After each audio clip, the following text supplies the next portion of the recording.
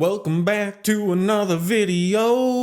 What is going on, guys? Welcome back. That was some that jingle was stuck in my head. I might do it at the beginning of every single video from here on out, or maybe not. I'll save you guys the pain. But today we do have another video. Obviously you're watching it, and it is another No Money Spent episode number 7 as we continue to cruise through this series. And we've got another big one today. This entire video is actually going to be post commentary, so if you really hate that, then I'm sorry, you might hate this video, but we got so much good stuff to cover. Once again, I'm taking a bunch of footage from my live stream on Twitch. The link is always in the description. On Tuesday afternoon, when brand new Moments of the Month collection rewards, agendas, that's the word, when they dropped, I decided to fire up stream. I'll talk about which of those I did, and we ended up building a lineup, a new unlimited lineup, some good purchases. You'll see it all coming up right here. And there you see a beautiful bespectacled J Canada. You won't see my face for this portion. You'll see past J Canada's face. Anyways, none of that is important. I was looking through the new Moments of the Month, and as you'll see, the first couple minutes of this video, it's going to be a lot of me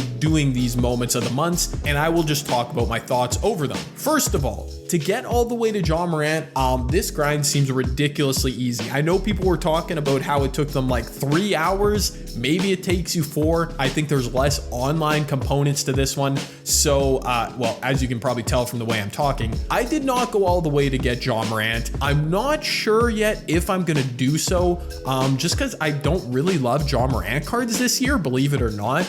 But anyways, I did get a start on the challenges here today. And the first one I did, I had to win a game of triple threat offline, had to get 5 dunks. So as you saw, I did that nice and easily with Richard Hamilton. And the 2 rubies I took were the 2 that I figured had the easiest challenge. The first one was Cedi Osman. The second one, really studly rookie here, Herb Jones, having a great season for New Orleans. The Cedi Osman challenge, super easy, 22 points in 1 game. That's just 1 triple threat offline game. Herb Jones, 25 points, 2 rebounds. That one is a little bit more tricky, but I figured could also be done in 1 game. And yo, I didn't actually mind. Look at Cedi blowing by for the dunk. I didn't mind this card. I think he has the DeJounte Murray-ish jump shot base, which is ironic for reasons I'll explain later. I guess not really ironic. Coincidental is more the term. But anyways, I unlocked my first Amethyst. Again, I was looking forward to the cards that I think were easy challenges. So I picked Jackson Hayes up first, though. We did have to complete these Herb Jones challenges. And if you guys are looking for tips, the tip would probably be not to do it in triple threat offline. Just go into one of the 60-point games and do that. I like to make things difficult on myself for whatever reason. So I went ahead and did Herb Jones here in the normal triple threat offline. I just had to time out the score so I could get to 25 points. I did that,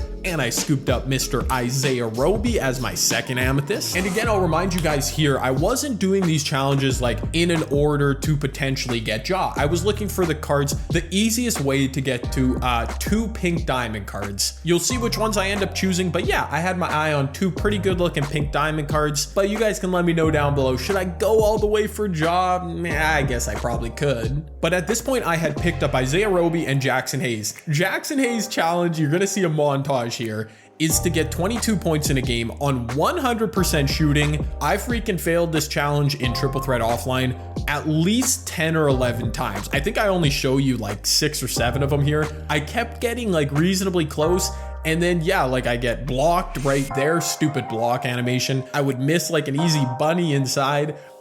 Listen, it's not like the most groundbreaking challenge, not like the 13 golds versus whatever that Taco Fall challenge was last year. But Jackson Hayes, man, you can't miss a shot. I just kept rage quitting. But on attempt number, I don't know, 11 or 12, I realized I shouldn't do this in normal triple threat offline. I went into the Paolo Banchero Spotlight Challenge, which is basically triple threat offline, but of course it's on rookie. I did it first try when I realized that. That is the value of having the Twitch chat open when I do these things, because they remind me of how not to be stupid. Okay, so I get to the diamond tier, and here I didn't really know what I was doing, but my chat told me correctly Reggie Jackson was the move, because as you'll see in a bit, Reggie Jackson's challenge super easy. Here we take an interlude, however. I decided to test my luck with a locker code that just dropped, And this one actually, spoiler alert, very beneficial. I got a diamond shoe boost and it's freaking 3-point shoe. Unfortunately, it doesn't sell for that much, but the 3-point shoe I probably will eventually use. Now we get into the second diamond challenge, which was Isaiah Roby. This one,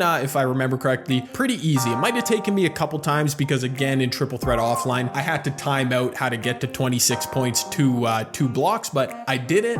And my second diamond card would end up being Gary Payton II. Now, Gary Payton II, his challenge was 6 steals, which I didn't love. But then I realized my guy has some crazy defensive attributes. He doesn't make my unlimited lineup as you'll see it today, but he might need to be used a bit. He seems like he'd be kind of a demon on ball. But we advanced to the final couple challenges here I wanted to do. So as mentioned, Gary Payton was 6 steals, whereas Reggie Jackson was 36 points. This Reggie Jackson, in my honest opinion, absolutely garbage. I hate his jump shot so very much. But as you'll see, it took me 2 Triple Threat Offline games. I actually lost a game, or maybe I lost 2 games. I can't even remember, but we did get 36 points with Reggie. That was such an easy challenge. I can't believe they didn't make it like online only, but thankfully they didn't. And the first pink diamond we chose, Nikola Vucevic. This next footage you'll see is me trying to get 6 steals with Gary Payton.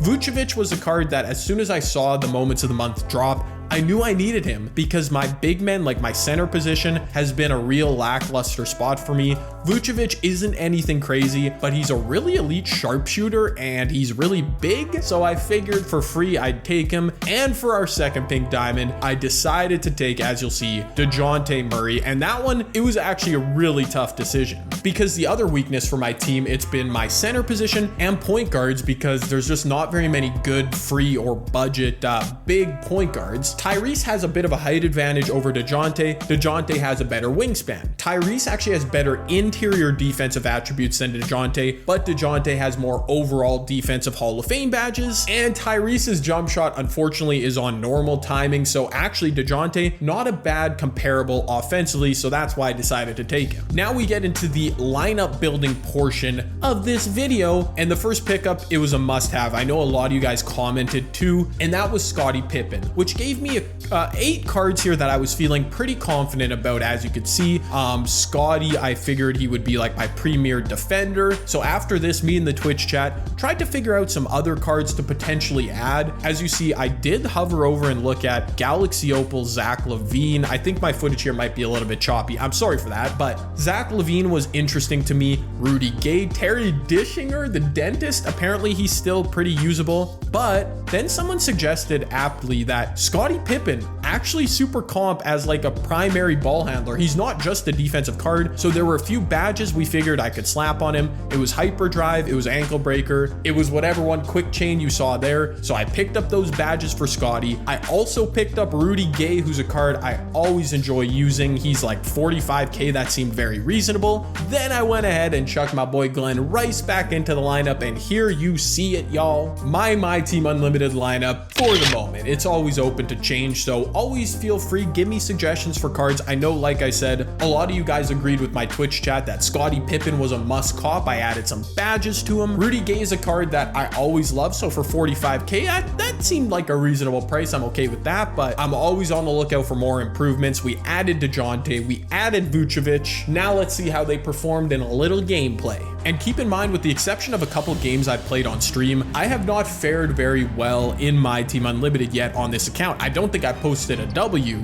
on this account here on the channel, but after lighting up the first 3, Nikola Vucevic, that's why he's on the team right now. I get it. He was wide open on this shot as well, but I'm comfortable with the jumper. He spaces the floor well. He actually rebounds decently, so I like that. Ooh, Rudy Gay, that's why he's on the team. Great attack of the rim. By the way, OKC Oh, Scottie Pippen. I keep getting interrupted. The OKC Thunder City Jerseys court looking fire, right?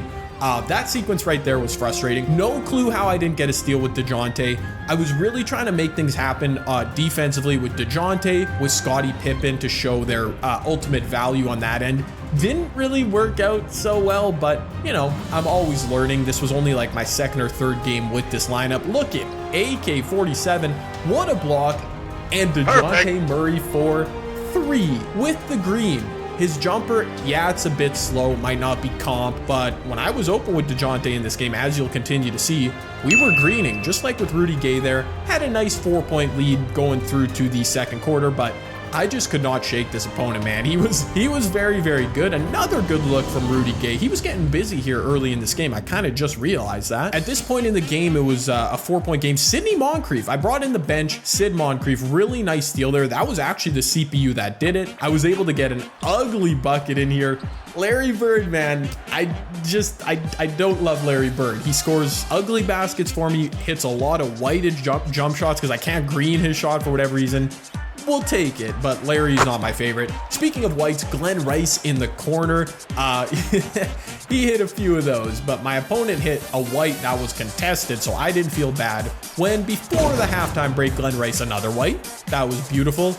Derek Jones Jr. wide open from Limitless. Apparently can hit that shot, I found out. Perfect. And how about one more shot? Richard Hamilton, green in the corner. I'm low-key liking Rip, dog. He gets some decent defensive animations, and obviously if he's wide open, I'm gonna time that shot with him. But again, couldn't shake my opponent. Had a 6-point lead that was erased literally in 2 possessions. Really poor defense from me on both. He ends up with greens wide open. I'll be honest, guys, I've been struggling a bit in spin to win, no money spent every one of my gameplays recently. Here's another DeJounte triple, by the way. I'm really trying to get locked back in defensively. Like defensively, I've been doing too much just like relying on off ball and stuff. So I'm trying to work out some better baiting strategies. Perfect. And I'll be honest, they didn't really work at all in this game, which is why it kept close. But we are in the midst, as I'm talking, of when I finally went on a run. You saw shots from DeJounte, that was Rip Hamilton. I think AK-47 hit a shot. Glenn Rice whiting it. This was my bench. We went on a big run. We went up 15. Glenn Rice with, I think, his 4th corner 3 of the game. I didn't green a single one, and I could tell it made my opponent rage because here I am up 15. A little patience. Rip Hamilton with the jumper, and that would be the pseudo game winner, as my opponent would eventually quit the game. Not very early. I mean, we were in the 4th quarter, but it made me feel good. Nice little confidence boost. And I figured if I showed you guys my new lineup, you would want to see at least one game of action. Again, I'll remind you, follow my Twitch page if you want to see more no money spent grind. I did play a couple unlimited games on stream, and those went pretty well too. But let me know what you think of my, as I hit my mic, let me know what you think of my lineup. Who can I add to the no money spent account? And if you have any gameplay tips, I'd love to hear them because I haven't exactly been playing well recently, but at least I took a W. Hope you guys enjoyed. Like the video if you did enjoy, subscribe if you're new, and I'll see you in the next one. Peace.